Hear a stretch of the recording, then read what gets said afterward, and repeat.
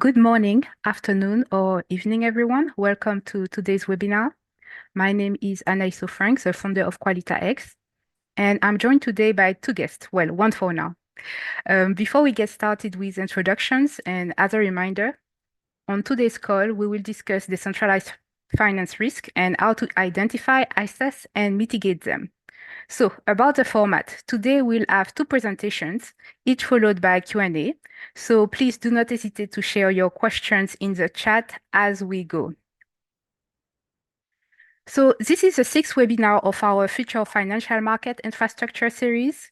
Previously, we discussed real estate tokenization and real estate-backed digital securities with BrickMark, the decentralized ID for tokenization framework, the DITO framework for short, with DigiShares and Polygon ID. Tokenization ventures from Franklin Templeton, WisdomTree, ABN AMRO with Stellar. The use of blockchain technologies to enable real-time corporate treasury management for banks with the Atara team. And finally, blockchain-based payment infrastructure with the UDPN team. So I guess I will stop sharing now and we can switch a camera on. So hi, Jerome. So, well, great to have you with us. If you could just introduce yourself, give us a bit of background, and then you can start with your presentation. Right. Thank you, Anais, for having me. I'm Director of Research and Risk at Coinchange, and this has been 3 years now that I've been working for Coinchange. And Coinchange is basically a platform that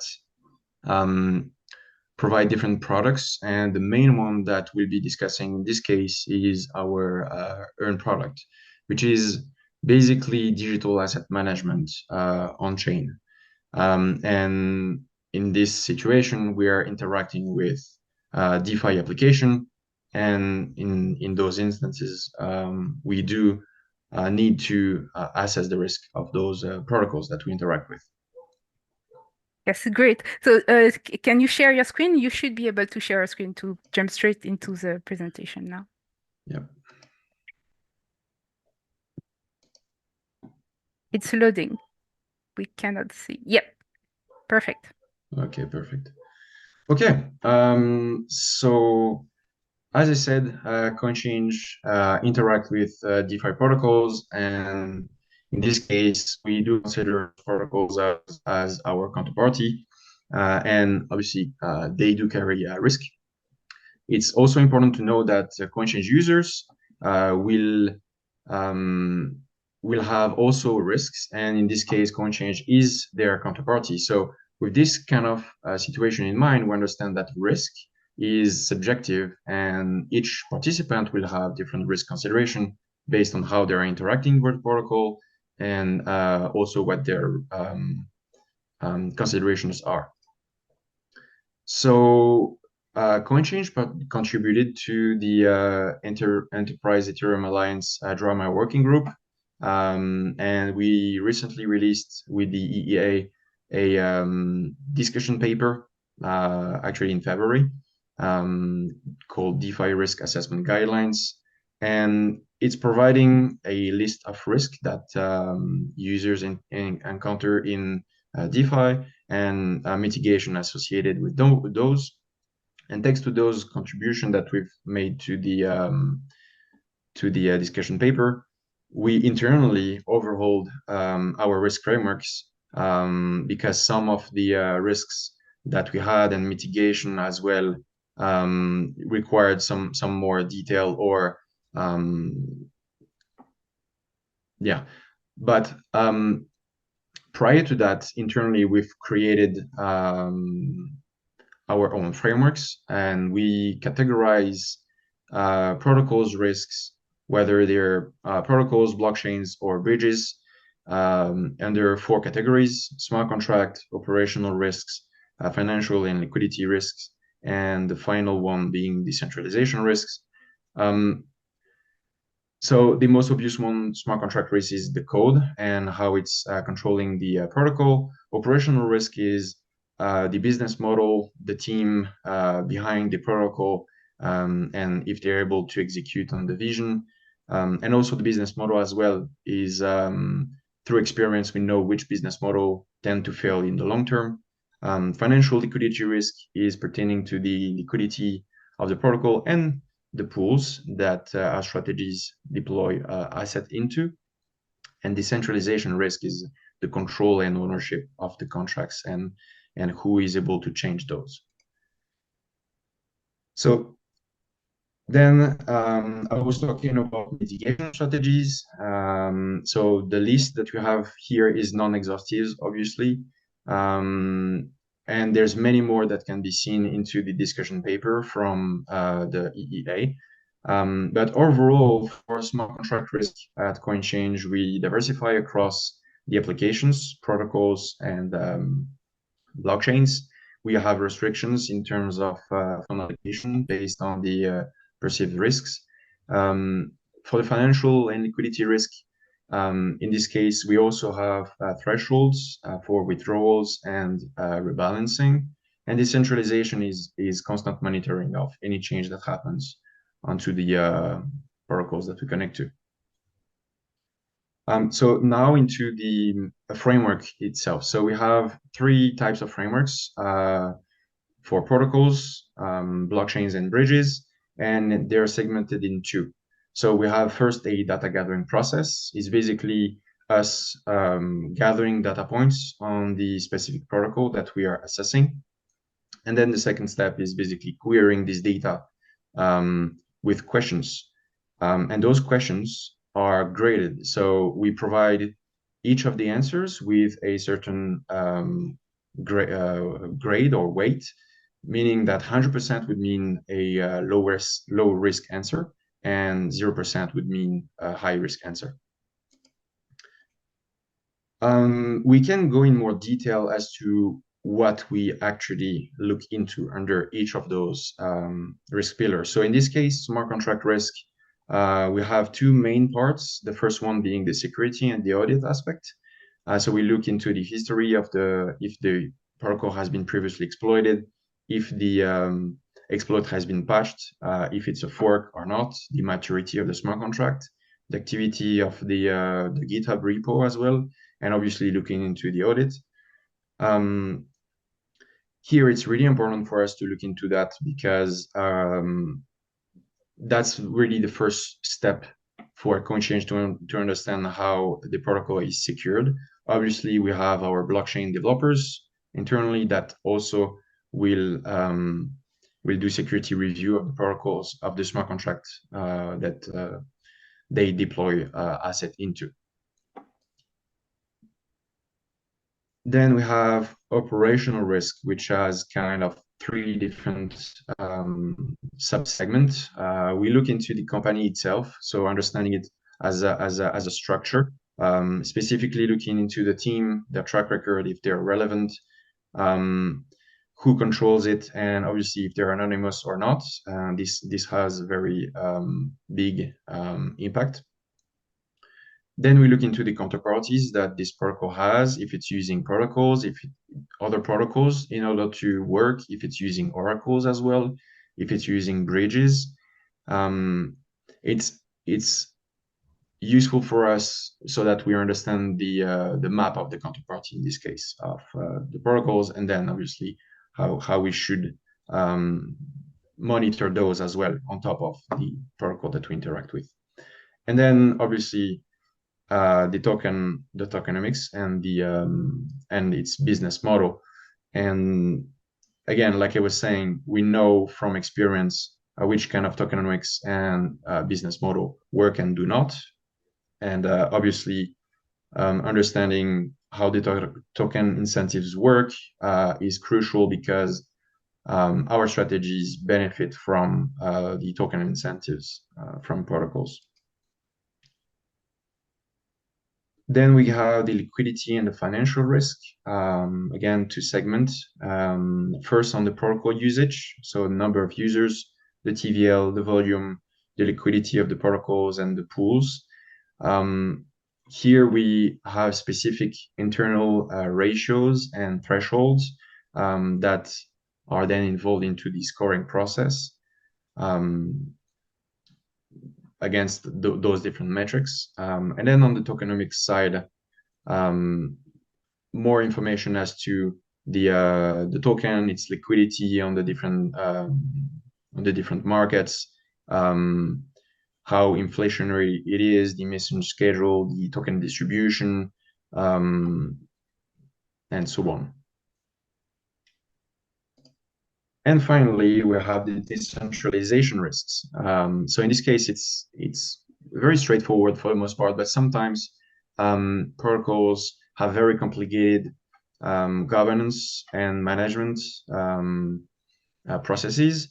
And obviously, decentralization is a spectrum. So for some protocols are controlled by EOAs, which are externally owned account, like a MetaMask account, which in this case is a huge red flag. On the other hand, we could have a protocol which is controlled by a DAO and a time lock, and this would be, in our sense, a low risk. So looking into the control, and obviously if the contract can be changed and who can change it, and the governance process as well. So now that we have gathered all the data and we have all the elements for us to query it, each of those pillars are weighted, and the weight are decided based on the perceived risk, based on research that we've carried, and it's dependent on the impact, meaning that most hacks and protocol failure happen in the smart contract or in the decentralization. Liquidity risk could be one aspect as well that could be bumped up, for example, but this is carried and mitigated in the next step of our risk assessment framework, which is directly happening at the strategy level.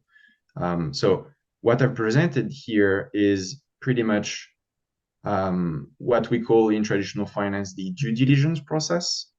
And then after the due diligence, the information that we gather, so in this case, if the protocol is earning a pass, which is any protocol that earns a score below the medium high risk, we basically input the score into our strategy factory. We provide a fund allocation guideline for the different risk score, and then I will create alerts for monitoring. If it's not passing, we just keep it in the database and then update it on a regular basis.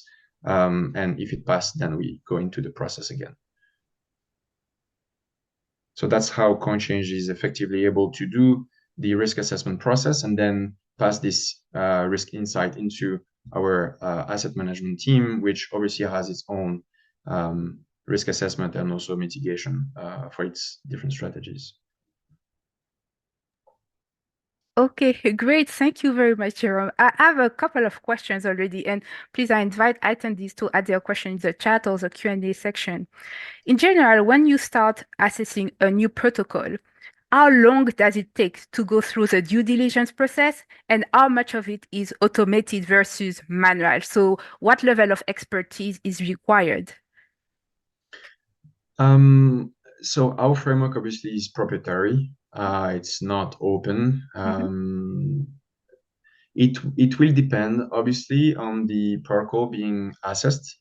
So it can range from, let's say, 1 or 2 days for a protocol that has all the information readily available in the official documentation. For other protocols, let's say the more complex one, or the ones that do not do a fair job at providing the right disclosure and the right information, it will take much more time, because then we need to dig into many different GitHub repos, looking into comments on the different smart contracts in order to get the information. So right out of the gate, those can take more than 3 days, 4 days. And most of the time, obviously, those score a much lower on our risk score than the ones that take less time. In terms of the automation, right now it's pretty manual. We're working into automating it. The issue with automation is that we get data in a very holistic manner, meaning that there's no like central database where we can get all the data. Yeah. We use many different websites in order to get it. For the most part, it comes from the official documentation of the protocol. But sometimes there's not enough information in their official docs. So then we need to get it onto, Medium, for example, and many of the other websites. So it's fairly manual still, Okay. but yeah. Yes.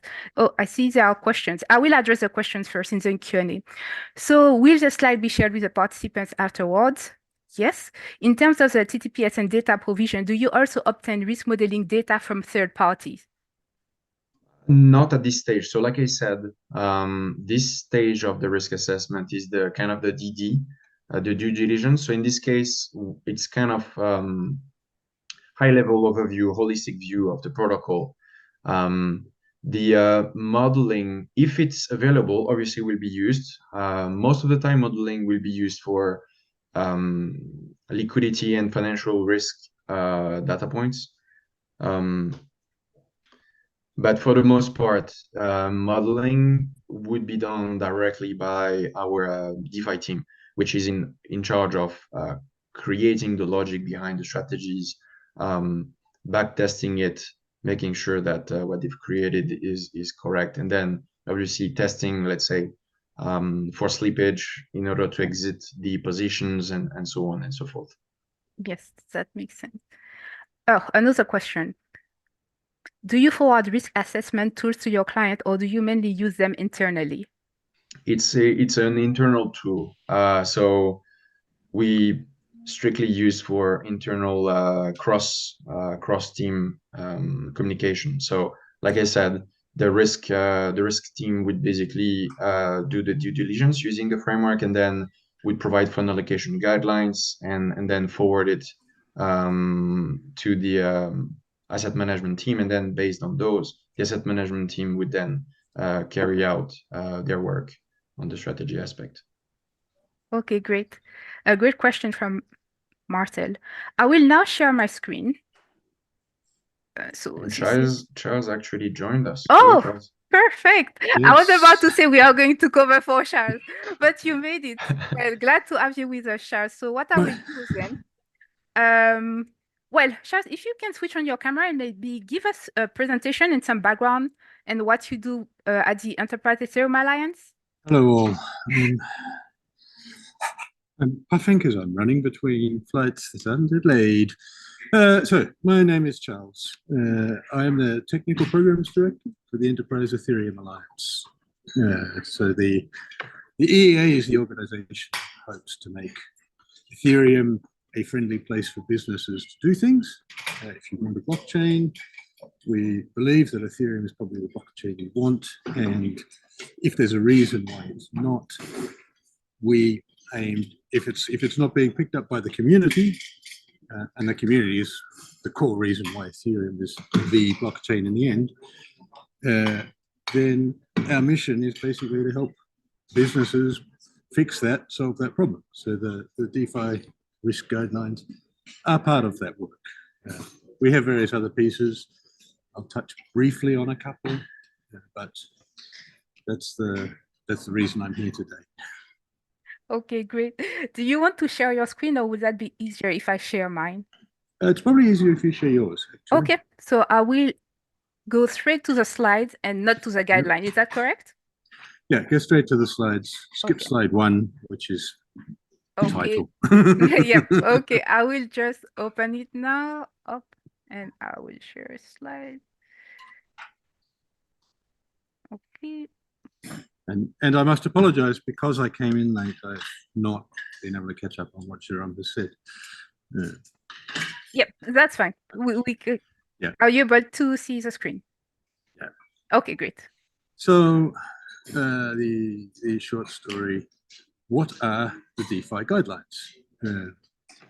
They are guidelines to understand, assess, and mitigate risk in DeFi. So what kind of risks are there? Obviously, not all risks apply to all types of DeFi activity. There are different kinds of information you can use to assess how the risk applies in a particular case. And there are various mitigation strategies that will work in various cases. None of them are going to be perfect. None of them? Few of them, at least, will be perfect for everybody. The idea is to provide a comprehensive set of guidelines, best practices, if you will, in the area. Where are we at? Where did we come from? So what we have is a document in review draft, and that review period is open until the 15th of April.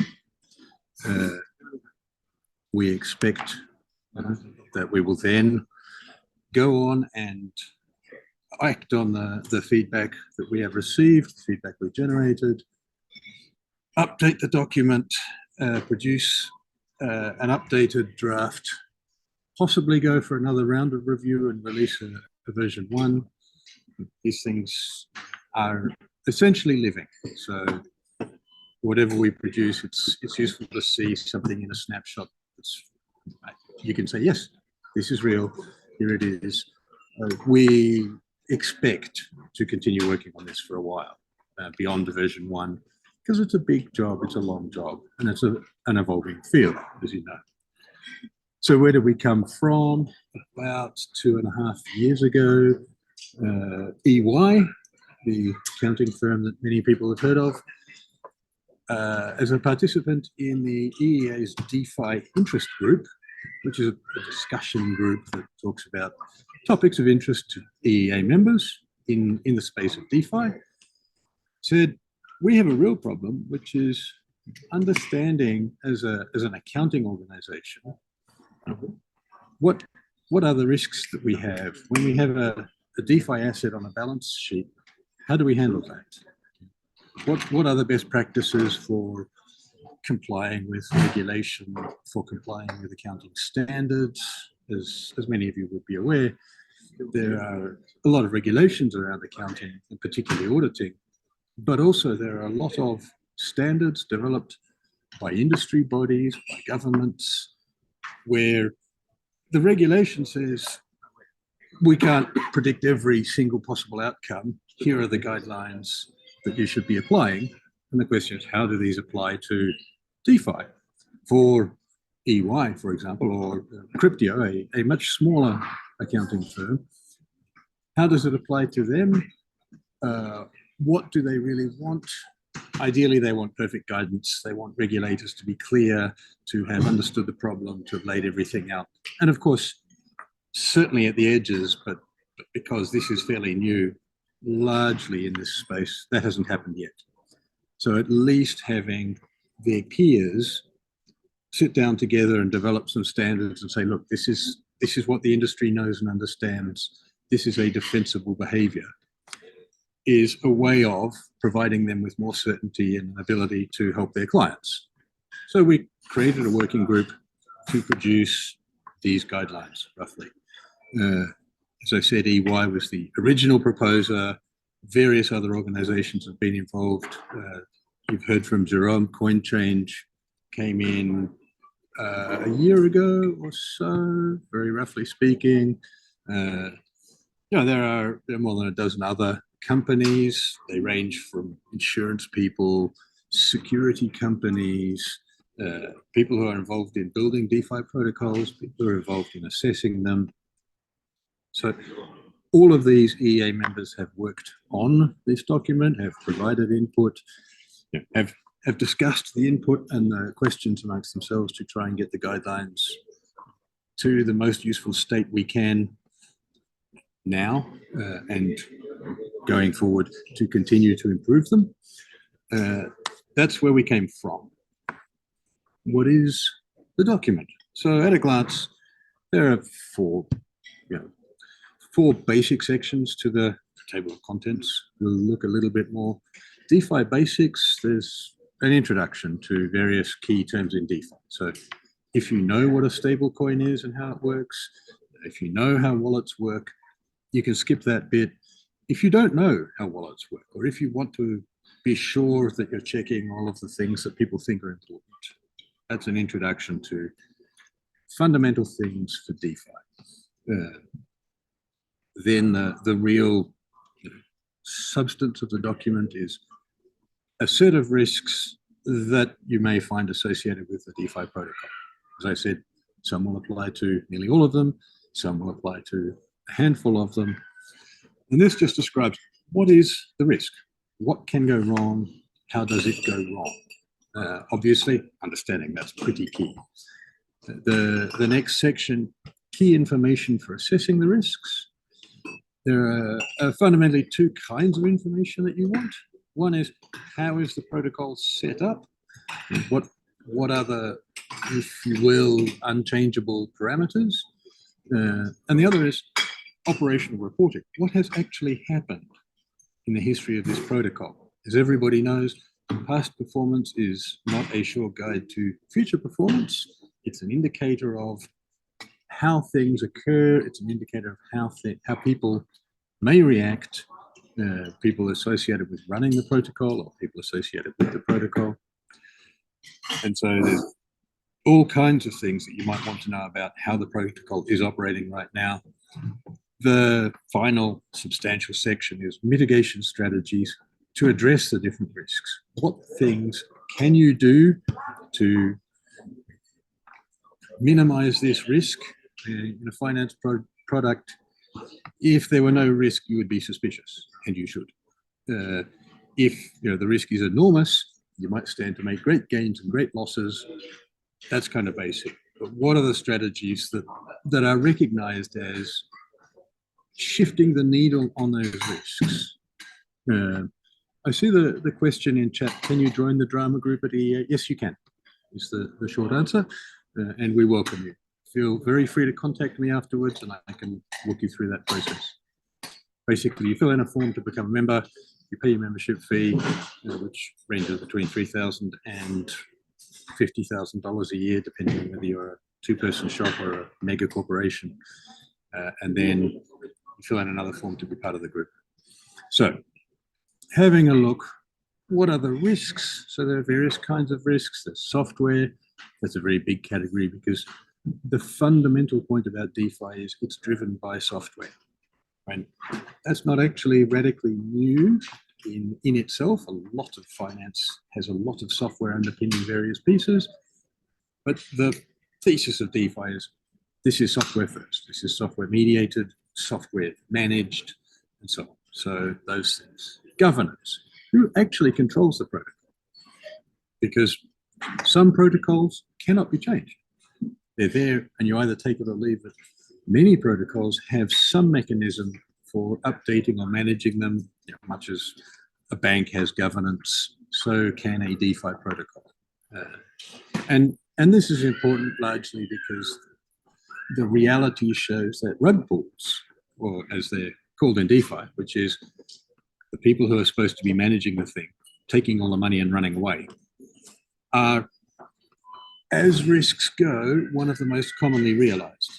So it's not that all DeFi is going to be subject to a rug pull. It's not that all financial managers are thieves. But as with traditional finance, this is a known real risk that gets realized from time to time.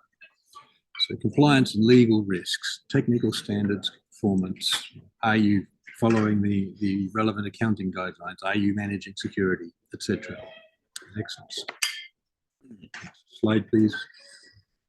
And then risks that are more about the financial side, I guess. What's the risk that you put your money in and you don't get it back?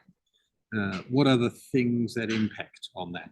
So if you think back 15, 16 years, the world was very much discussing the problem of we put money in to help provide liquidity and capital to a market, and it was used to lend to people for houses that they couldn't afford and that weren't worth the money. When something went wrong, you couldn't get your money back. In that case, as we know, in some situations, governments stepped in and paid massive amounts of money to give some people's money back. In some situations, people just lost their money. In DeFi, you have the same sort of risks. What's going on? What happens if something goes wrong? What influences the value of the protocol? So counterparty risk in traditional financial terms is more about, I lent you this money, can you actually pay it back? In DeFi terms, that counterparty might be a piece of software. How does the software run? How does it manage it? It might be the people running the governance. It might be the people who are actually the debtors in the system who are expected to pay it back. And then general market issues. These are, in principle, these are well-known principles. Is there liquidity in the market? Can you actually enter and leave? What is the competition?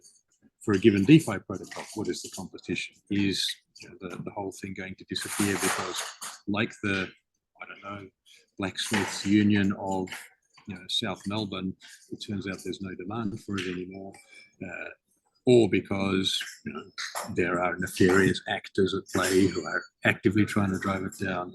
What's the reputation of the DeFi protocol you're looking at, of the people who run the DeFi protocol, and so on and so forth. So sorted risks. The key structure information, as I've said, this is how is it set up? What are the tokenomics that drive this system? So what is the expectation you have about where the money comes from and what behaviors are rewarded or penalized? Security of software, management of compliance, and so on. These are things that sit outside the protocol in a sense, or are basically set up at the founding and not readily adjustable. If we move to the next slide, then you have the operational reporting I talked about. And so we go into various things. Financials. Has this thing made money? Does it pay back its bills? Does the founder run off with it? Does it work? But also security incidents. Does it get hacked or does it get attacked? What is the response like? Does the protocol engage in, for example, standards work like the drama work or accounting standards work to figure out how they should be doing it? In government lobbying, looking for regulation, do they provide education for users? Do they help people understand this new market and how it really works? One key question in operational reporting with DeFi is this real-time information? The whole platform is software. The whole platform is running in real time. In many, many cases, a lot of the information should be more or less real time. And it's important because the timelines for making a mess of DeFi can be very, very short. And they can in traditional finance too, but because it's all automated, as it were, it's important to be able to see things in real time. It's important to have monitoring. So that's the thing. I'm not going to look at the mitigations now, but there are various strategies like do your KYC, follow the laws, implement accounting standards, check your security. So digging deeper, these slides will be available and you're welcome to go back after them. They're a very gentle overview of what I'm going to look at in the guidelines as they are, just so you can see this document. So if we take, for example, software risks 3.1, and you'll see that there are various kinds of risks. There are general risks, lack of standardization, that can cause problems. There are various pieces in software, smart contracts, blockchains, user interfaces, bridges and oracles, and they have different considerations. Smart contracts, for example, they're software. So all of the things about making secure software apply. Some things that are unusual, they are, if you will, radically open source. The software is baked onto the blockchain. Anybody can look at it. If there's a vulnerability, you have all the time that it's sitting there running to find that vulnerability. So security review of that is very, very important. Blockchains themselves, How do blockchains work? I won't go into that. By and large, fortunately, they do just work. The technology underpinning them is not nearly as complex as some would have you believe. It's mathematically difficult. That's what keeps it secure, but it's conceptually solid enough that it does just work. But then watch out for things like MEV, which comes from the nature of blockchains. So there are issues. When you come to, say, oracles and bridges, then you have software that's partly operating on the chain and partly operating somewhere else. And so it's important to understand, where else is it operating? What is the bit that you can't see, and how does that run? So then in each of these risk things, you'll see that we have little boxes for oracle risk, data accuracy, single point of failure. If your oracle is a piece of software that you rely on, and the oracle breaks or is hacked or someone turns it off, what do you do? Upgradability. How do you manage oracles because you can upgrade them? And there's explanations for these things. Following that, we have best practices in terms of assessment, and we have links to how to mitigate the risk, the particular things you want to mitigate those kind of risks. So currently these are organized actually by risk. One of the pieces of feedback that's come up is that's possibly a bit constraining. There are mitigations that apply to many different risks. There are risks, most risks, there are more than one mitigation. So in the next version of this, you may see this get shaken around a bit.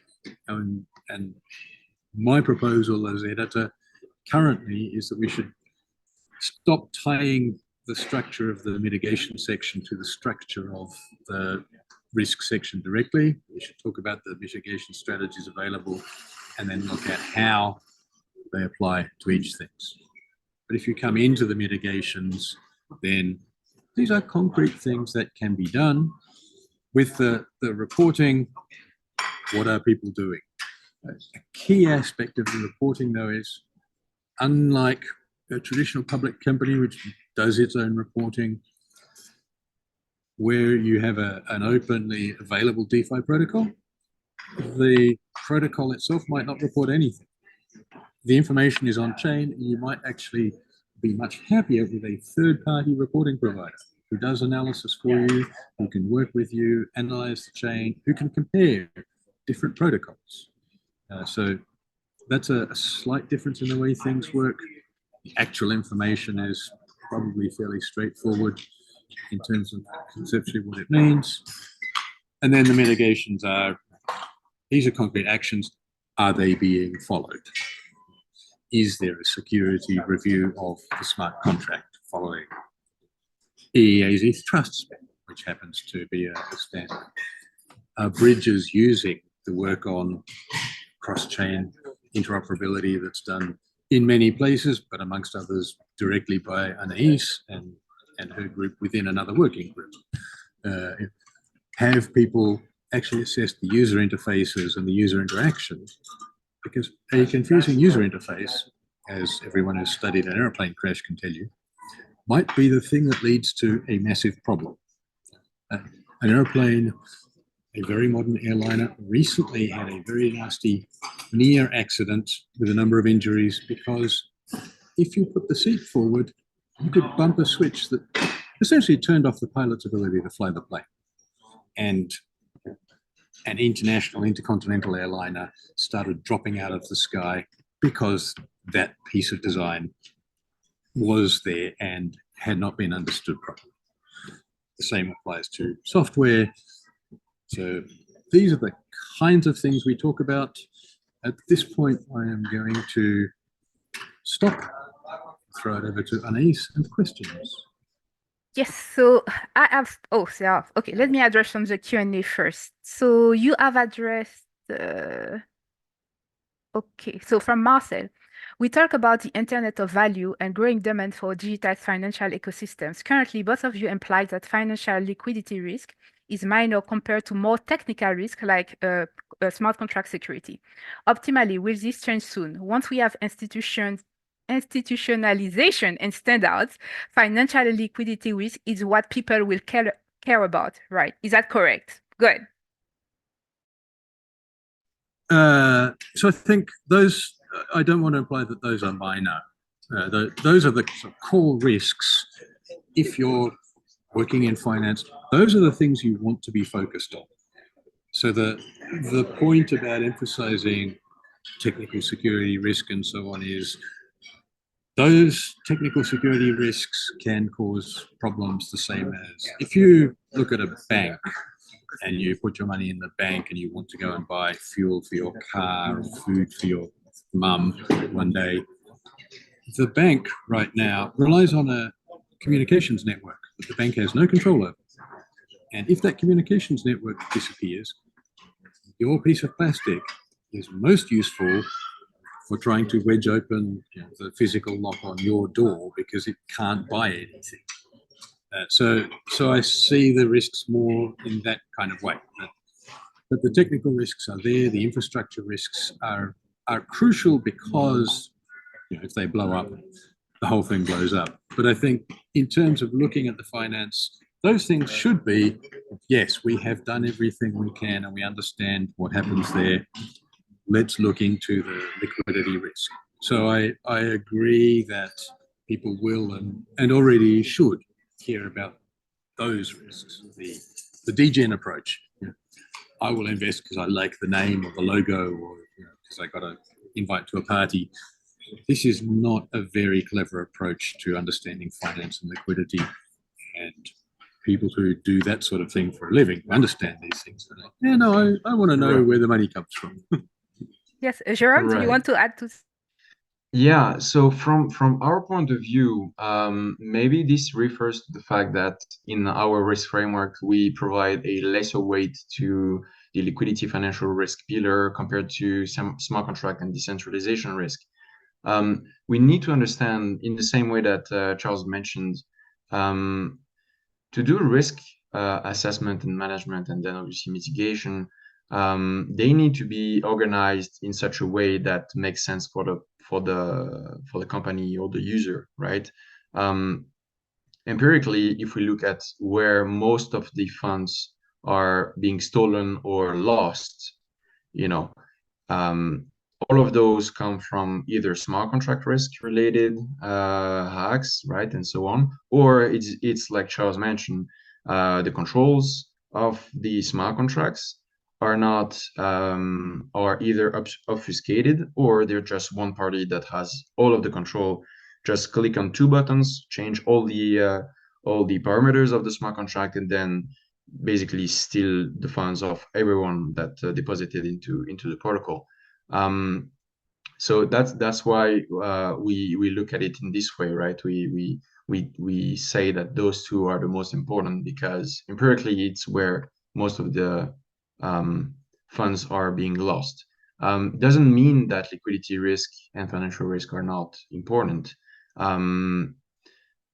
Again, if the infrastructure, like Charles mentioned, if the infrastructure is not secured or you haven't taken the necessary mitigation processes and put them in place, then you can't go to the next one, right? You need to take care of the first one that are the most important ones and that carry the highest level of, likelihood of happening and then potential impact as well, right? And frankly, in financial and liquidity risk, most of them can be just, I would not say it's simple, right? But automation, threshold, and so on can be put in place. And that's why financial and liquidity risk, for the most part, is just a matter of having the right, let's say, threshold, algorithm, and automation that take care of safeguarding assets, right? And that's true for DeFi, and that would be true as well for TradFi. Yes, I think it does speak also of the maturity of the technology and the first protocols that started just a few years ago, which is why from a technical and technology point of view, a lot of technical readiness, technology readiness was not there at the time. But as we are seeing more maturity and more understanding of those security exploits, a good design for bridges and all new technologies associated with blockchain, such as zero knowledge, we will see that as those risks, as Jerome and Charles said, are taken care of, then we can move to the other type of other types of risk.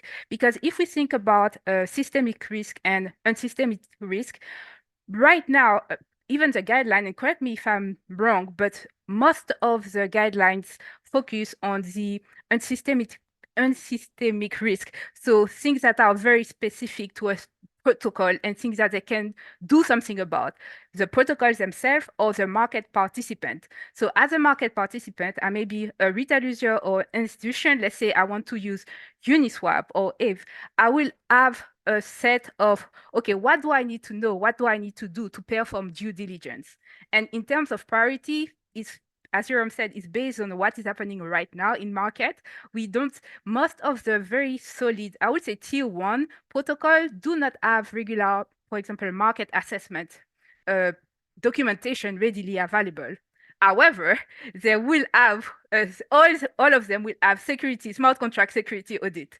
So even when you assess and you go, okay, what does this protocol have? Boom, boom, boom. You realize, okay, there is a core focus even from very strong protocol which are attracting institutional investors on those key types of risk as well.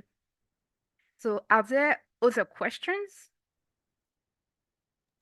And to your point about the guideline related to systemic and non-systemic risk, that's a fair feedback, I would say, for the guideline. Although we can view when I'm thinking of systemic risk, it's more at the blockchain level. We do have internally at Coinchange a framework which is dedicated for blockchain. Again, the risk consideration are almost the same. They will kind of differ from the, let's say, the bridge or the protocol version of the framework. But generally, we do assess the data points and the risk under the same risk pillar that I presented, right? So smart contract, operational, liquidity, financial, and then governance risk, which is control. The data points that we're looking into within each of those, again, will be different. So in the sense, in the risk guideline by the EEA, if not mentioned specifically, the risk do are still relevant, I would say, for a blockchain and also for a protocol, right? They will differ from one another, obviously, but the core understanding and where the risk lies will be kind of generally the same. Yes. And Charles, will you say as well, when we talk about systemic risk, everything related to regulations, the fact that we see some tier one protocol adding a layer of, for example, KYC for institutional investors to participate, as the guidelines progresses as well with the maturity of the market, what is the mechanism to basically update the guidelines? And you speak about working on this for a very long time. This is just V1 in progress. So can you share with us how the working group will stay on top of those changes to update and help stakeholders prioritize risks as well? Yeah, I mean, this is a technical standards process, so many people will be familiar with how it works. EEA is an industry organization, so it will be the people who care about this and say, yes, I want to impact these guidelines, joining the EEA. We have a working group which meets roughly once a fortnight, which has a discussion that's just email document-based discussion, so you can see the document we have, you can see where we're up to, we follow issues and say, okay, feedback says this risk has not been assessed. So a risk which, another piece of feedback is that we talk about using machine learning to provide real-time monitoring, to provide high-speed analysis of whether a problem is brewing, because these things are moving fast. What are the risks in machine learning? And everybody understands that actually machine learning is subject to bias. It's only basically capable of building on the input it has. And we haven't really discussed that as a risk yet in the guidelines. We will probably be discussing over the next, I would guess, 6 weeks, whether we should be saying, actually, it's important to understand how machine learning can help in this space, and what are the risks that it will give you a bad answer, or that it will give you a false sense of security. So what is it that people might be tempted to rely on machine learning to provide, which it doesn't, even though it's very definitely providing other things. That will be in the form of, we have an issue, it's written up, this is an issue we need to discuss. There will be people who have proposals. Largely they're framed as, this is what we should change about the guidelines. Okay. And then the group will say, okay, here's a proposal to change it, or possibly 2 or 3. Jerome has been through this process repeatedly with these guidelines and seen, his proposal and someone else's proposal stacked up, shuffled together and sliced. And occasionally he has come back and said, hey, this is good. We have made great progress, but there's a key piece of what I originally proposed that needs to be reincorporated or needs to be re-raised. And, so it's and that consensus happens. based. Yes. It's consensus based. It is ongoing. Okay. We push out a document roughly on a timing basis. So this thing is where we're up to. It's time to give it a new stage. It's time to send it out for review. It's time to publish this thing and start working on the next one. And because EEA as an organization has this working group process, like ISO or like some open source projects or ITU or ETSI or many other organizations. That's the framework where we do this work. Okay, that's great. I'm just cautious of time. So before we go, could you share your emails, for example, in the chat so that people can reach out to you if they have questions, if they want to be involved and provide feedback on the guideline, or if they have an interest in understanding how to develop frameworks within their own organization, or if they need help to assess protocols as well? Yeah, of course. Do you want it in the webinar chat or in the Q&A? Yes, in the webinar chat is it's perfect. Okay. I did answer with my email into one of the question about can anyone participate. Okay, that is good. Well, put in the chat for anyone looking. That's great. Thank you very much. And because we have just 4 minutes to spare, I want to say thank you, Jerome and Chaals, for sharing your expertise and the great work that both the EA and Coinchange are doing. This is very insightful. We have good feedback from Marcel, so I'm glad. So we will be publishing the recording on our YouTube channel and sharing on social media in the next week, I would say. So thank you for the attendees and enjoy the rest of the day. And Chaals, don't miss your flight. So thank you very much for making it. Thank you, Anais and Politax, for actually putting this on, because it is important to hold these events and to explain to people and make available this information. Thank you again. Bye, everyone. Thanks, Jerome, for everything. Thank you, everyone. Take care, Anais. Bye-bye.